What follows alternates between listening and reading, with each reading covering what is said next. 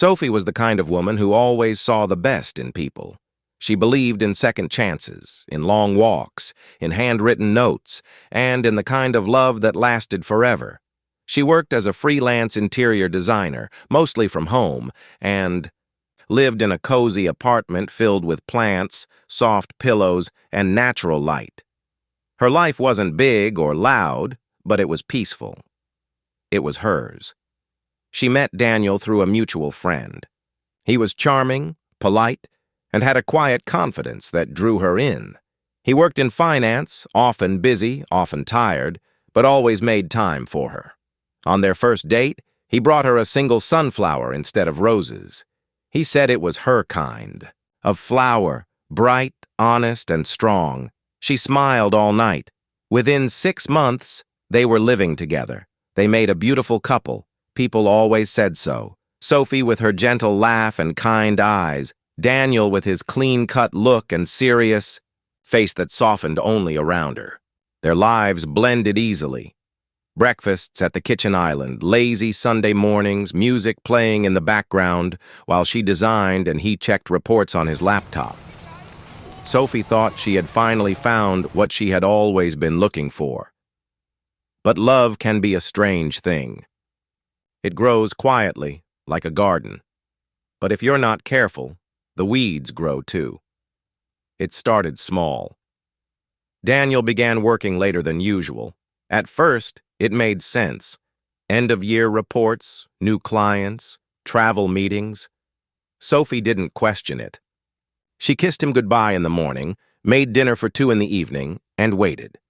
Then he stopped answering her texts as quickly. He said his phone was always on silent during meetings. He'd come home with tired eyes and a distracted smile. Sophie asked gently, "Is everything okay at work?" He nodded. "Just pressure. You know how it is." She wanted to believe him. She had no reason not to, but the silence started to feel heavier. The space between them grew, little by little. They stopped talking about their days. He started leaving early, sometimes before she woke up.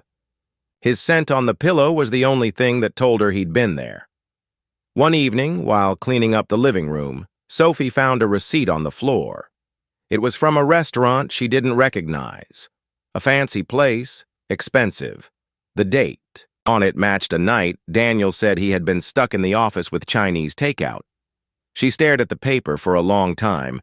She didn't ask him that night. Instead, she went online and searched the name of the restaurant. She looked at the menu. It wasn't the kind of place you went alone. It was where people went to celebrate, to impress, to fall in love. Still, she said nothing. The next day, she watched him carefully. The way he avoided her eyes, the way he rushed out after breakfast. She didn't say, "I love you" that morning, and he didn't notice. Days passed. The distance grew. Then came the phone call. Sophie was folding laundry when Daniel's phone rang on the couch. He was in the shower. The screen lit up with a name, Maya. She didn't recognize it.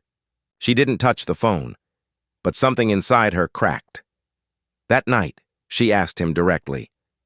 "Daniel," she said, voice calm but firm. "Who is Maya?" He looked at her like she had spoken in another language. "What?" "Maya," she repeated. "She called you today." He paused. "She's a colleague from the new team." "Is that who you had dinner with at Lucien's?" His face changed. For the first time in a long time, he looked guilty. Sophie didn't raise her voice. "Please don't lie." Daniel sat down, rubbed his hands together. "We had dinner, yes. It wasn't planned. She was upset. Her fiancé left her. I just wanted to be kind." Sophie stared at him. "Is that all?" He nodded slowly. "Nothing happened." She believed him, or she wanted to. But the seed was planted. The next week, he flew to Paris for a conference. Said it was a short trip, just 3 days. Sophie didn't ask for photos or proof, but she noticed he didn't call at night. Like he used to, his texts were shorter. colder. She couldn't sleep. On the third night, around 2 a.m., she opened her laptop and logged into their shared cloud account, where they usually backed up photos from trips and designs.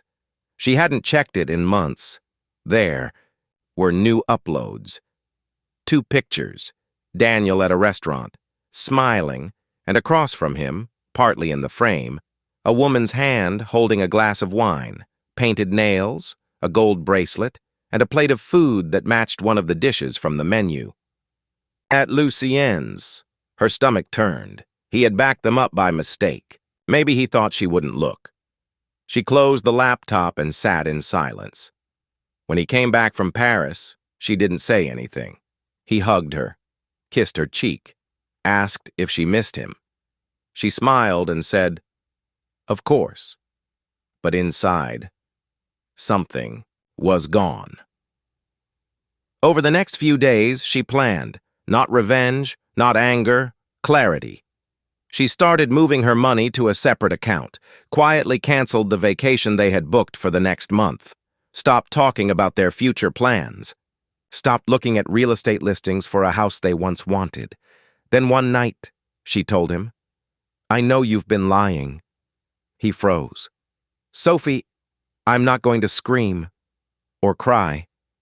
I just want to understand." Daniel looked away. "I didn't mean for it to happen." "But it did," she said softly.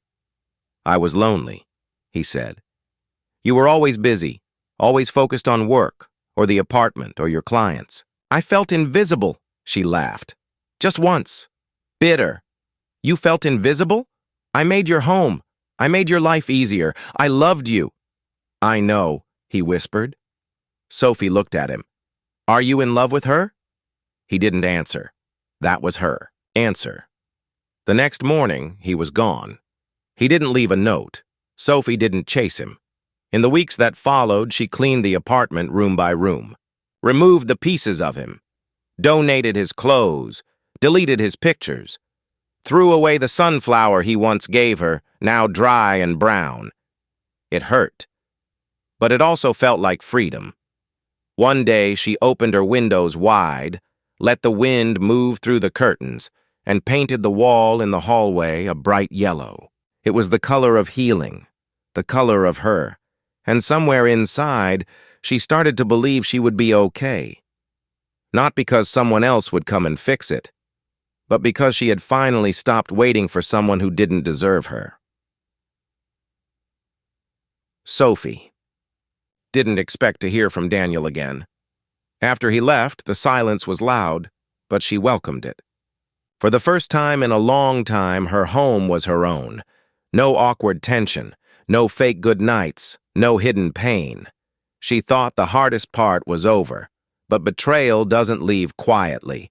It lingers in shadows. It leaves questions behind. A month. After he left, Daniel messaged her. It was a simple text. "Can we talk?"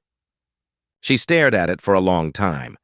Her first instinct was to delete it, block him, move on, but something inside her still needed answers. She replied, "Why?" He responded almost instantly. "I need to explain. Please, just one conversation." She agreed to meet him. Not at the apartment, not at their old cafe. Somewhere neutral, a public place where she wouldn't feel small. They met at a park. She wore a gray sweater and black jeans. No makeup, hair tied up. She looked strong, calm. Daniel arrived 10 minutes late. He looked thinner, tired. His eyes carried regret. "Hi," he said softly. Sophie nodded. "Say what you came to say?" He took a deep breath. "I messed everything up. I know that. I didn't come to beg. I just wanted to be honest." She said nothing. He continued. "Maya and I. It wasn't just one mistake. I fell for her, and I didn't know how to tell you without destroying you. You destroyed me. Anyway," Sophie said quietly. "I know." She looked away. He added, "But it didn't last. She left. Said I was still emotionally attached to you. That I didn't really love her. Sophie almost laughed. Daniel went on. You were always the steady one. I don't know why I couldn't see it until I lost you. Sophie met his eyes. Because you never really appreciated it. You confused love with comfort. You got bored. And instead of fighting for us, you ran. I'm sorry, he whispered. She nodded. I believe you. But it doesn't change anything. I don't expect forgiveness, he said. I just wanted you to hear it from me before someone else. Told you, her brow furrowed. Told me what? He hesitated. Maya's pregnant. The words hit her like cold water. She says it's mine, he added. Sophie stared at him. Is it? I don't know. She blinked. The park around them blurred. Daniel stood up. I just wanted you to know before the gossip did. I know it's over between us. I know I don't deserve your time. But I didn't want to lie anymore. He walked away. Sophie sat there frozen. It wasn't just betrayal anymore. It was something deeper. He had created a life with someone else. While he was still with her, she went home and sat in silence for hours. At first, the pain returned. The weight on her chest. The tightness in her throat. But then something shifted. She didn't cry. Instead, she opened her notebook, the one she used for sketching room designs, and she wrote down a list. Not of things she missed, but of things she had gained by losing him, her peace, her self-worth, her independence. She turned the page and drew the floor. Plan for a dream studio space, somewhere she could take on more clients, hold small workshops, maybe even start her own brand. The next morning, she made calls, looked at rental spaces, sent proposals. The pain hadn't disappeared, but it no longer controlled her. A week later, Sophie ran into Claire, one of Daniel's old friends. They weren't close, but they had seen each other at dinners, birthdays. Claire hesitated when she saw her. Hi, Sophie said with a small smile. Claire looked uncomfortable. I wasn't sure if I should say anything, but I thought you deserved to know. Sophie raised an eyebrow. Know what? Claire glanced around. Maya isn't pregnant. What? What? She told people she was, but it's not true. She told someone else she just said it to keep Daniel close. Apparently she was afraid he'd go back to you. Sophie stared at her. He didn't know? Claire shook her head. No, but she's been saying things about you. That you chased Daniel out. That you were cold. That you ruined everything. Sophie's chest tightened. Claire added, I don't believe her, but I thought you should know what's going around. Thank you, Sophie said. That night, Sophie opened her laptop and checked Daniel's social media. She hadn't done that since the breakup. His account was quiet, but Maya had posted a picture days earlier with a caption that read, Not every queen wears a crown. Some wear lies. The comment section was full of supportive messages. Some were about Sophie. Some used her name. Sophie felt sick. She closed her laptop. She had stayed silent, mature, graceful. But now she was being painted as the villain. The next day, she posted a message on her own page, just a single paragraph. Sometimes people leave, not because you were too much, but because they were too little. I won't explain myself to those who only want to hear one side, but I will say this. I loved deeply. I forgave quietly. And I walked away with dignity. That is my truth. It went viral. Hundreds of shares. Dozens of messages. Women from all over sent her their own stories, their own heartbreaks, their strength. Sophie wasn't just healing anymore. She was helping others do the same. Within a month, she opened her own studio.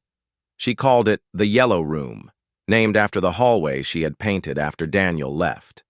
It became a space of warmth, creativity, and empowerment. Her clients doubled. Her workshops were full. One afternoon, as she was leaving the studio, she saw Daniel waiting outside. He looked nervous, older, more tired than before. "I saw your post," he said. She nodded. "I figured." He smiled sadly. "It was powerful." "Thank you. I'm sorry again," he said. "I know," she replied. "But I'm not the same person you left." He nodded. "I can see that." There was silence. Then he asked, "Would you ever consider starting over?" Sophie looked at him. Really looked. "No," she said, "but not out of hate. Just, I've moved beyond who I was when I loved you, and I don't want to go back." Daniel looked like he wanted to argue, but he didn't.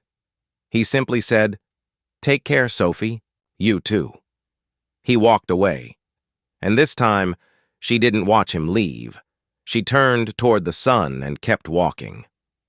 Sophie didn't think about Daniel much anymore. Not in the way she used to.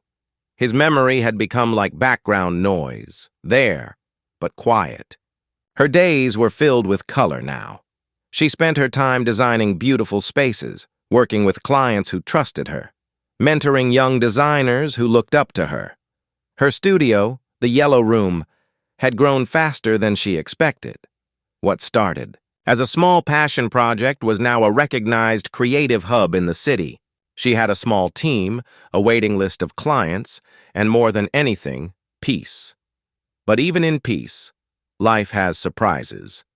One of them came in the form of a man named Oliver. She met him during a community renovation project. The city was funding AI redesign of the children's wing in a local hospital, and Sophie had volunteered to lead the creative team. Oliver was the lead architect. He was nothing like Daniel. He was quiet, yes, but not closed off. Thoughtful, observant.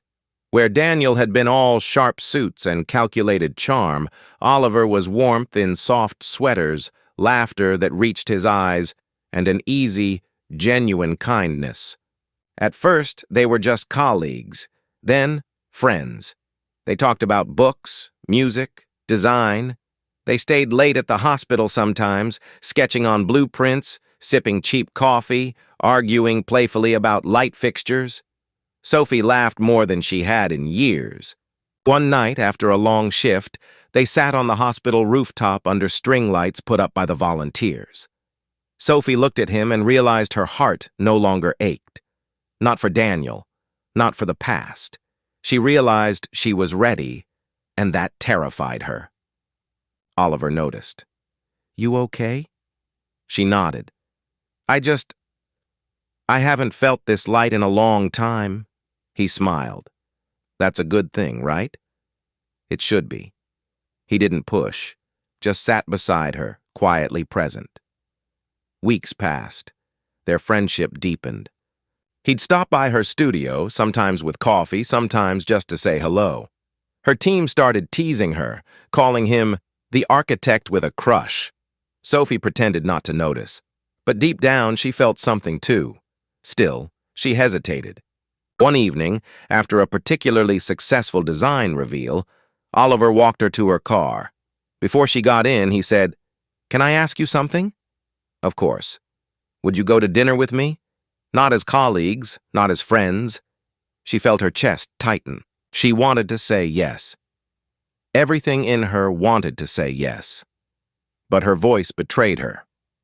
"I don't know if I'm ready." Oliver didn't look disappointed. Just understanding. "That's okay. I'll wait. If it's meant to happen, it will." She drove home that night thinking about what it meant to trust again. Then something unexpected happened. Maya showed up. She came to the studio unannounced. Sophie had just finished a client meeting when she saw her in the lobby. She looked different. Tired. Lost. Sophie didn't say anything at first. Just raised her eyebrows. Maya spoke softly. "I'm not here to fight." Sophie crossed her arms. "Then why are you here?" "I wanted to say I'm sorry." Sophie didn't expect that. Maya continued. "You don't have to forgive me. I wouldn't if I were you. But I needed to say it out loud." Sophie stayed silent. Maya added, I lied about a lot of things, not just to Daniel, to everyone, to myself. Why? Sophie asked. Because I was scared. Of losing. Of not being enough. I thought if I made myself the victim, people would love me more. And Daniel? Sophie asked. Maya's eyes filled with tears. He was never really mine. I think a part of him always loved you. I wanted to take that from you. And I did. But it didn't make me happy. Sophie nodded slowly. You didn't take him from me. He gave himself away. Maya wiped her face. Thank you for listening. I just needed to face the one person I hurt the most. Sophie didn't say, I forgive you. She didn't say anything at all. She just watched Maya leave. That night, she opened the windows in her apartment. The wind was cool, the city quiet, and for the first time, she felt truly done with the past. No more anger. No more waiting. The next day she called Oliver. He answered on the second ring. Hey, he said, cheerful as always. About that dinner, she said, smiling. I'd like to go. He paused. Really? Really? Their first date was simple. A small Italian place. A shared dessert. Conversation that didn't feel like an interview. He didn't ask her to forget her past. He didn't try to prove anything. He was just there, present, kind, and consistent. They saw each other more often after that. Walks in the park, weekend breakfasts, quiet evenings reading in the same room. There were moments when Sophie hesitated, when she pulled away, but Oliver never made her feel guilty for healing slowly. He just waited. One evening, months into their relationship, they sat on her couch. Oliver held her hand, and she looked at him. Thank you, she said. For what? For not rushing me. For showing me that love doesn't have to hurt. He kissed her hand. You deserve a love that feels like peace, not war. Sophie knew then she wasn't in love with Oliver because he saved her. She was in love with him because he didn't try to. He let her save herself, and she did. Time passed. Her studio expanded. She gave talks, traveled for design events. She and Oliver moved in together, slowly and with intention. Sometimes Sophie would walk past the places she used to go with Daniel. And instead of sadness, she felt a quiet kind of strength. She had survived. She had grown. And most of all, she had learned. Love isn't about grand gestures. It's about showing up, every day, with honesty, patience, and kindness. She remembered. The old Sophie. The one who waited for texts, who doubted herself, who loved someone that couldn't love her back fully. That Sophie built the foundation. But this one, she built the rest of the house, and it stood strong because it was hers. Hers.